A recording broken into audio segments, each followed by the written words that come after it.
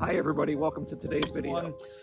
Sagging floors may or may not be an indication of a structural problem in a house. Older houses often have sagging floors as that wood kind of deteriorates and compacts a little bit. That sagging, honestly, is a pretty normal thing. At the very least, older houses are going to have floors that probably aren't level. If they sag in the middle of the house a little bit, it's probably not a huge issue.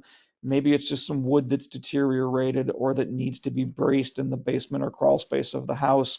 I hate to tell you guys this, everything sags with age, everything leaks with age, houses, people. It's kind of a universal law.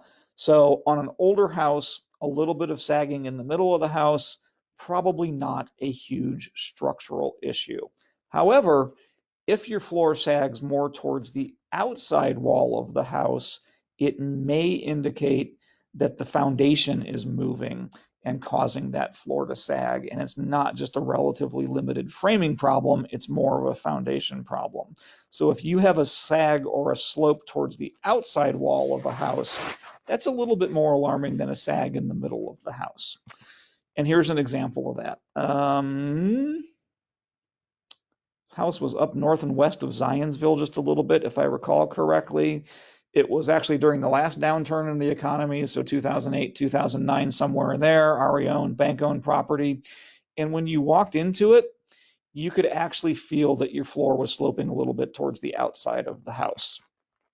When you stood back and looked at it, especially as the light hit the floor in that house, you could actually see the sag in that floor. It's a little tough to tell in this picture, but this base shoe here is not even, and our baseboard is not even, and that translates to the middle of the floor. So it made you start to wonder about the foundation of this house, which actually appeared to be a relatively new structure built within the last 3 or 4 years. As you go down into the basement of this house looking for the cause, we start to see what we've talked about before. Actual settlement cracks splitting the block foundation going down through the wall towards the footer itself. The weird thing here is this block does not look modern and looks like it's been there for quite a while. And that starts to make you wonder really what's going on with this house. Here's another example of it. This is a little bit more modern block wall, but again, it's got a footer problem.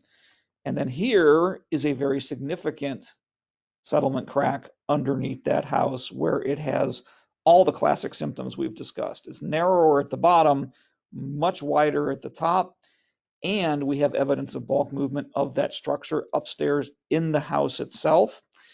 What had ended up happening with this house was that whoever built it knocked down the old farmhouse that had originally been built in the 30s on that property and tried to repurpose the foundation.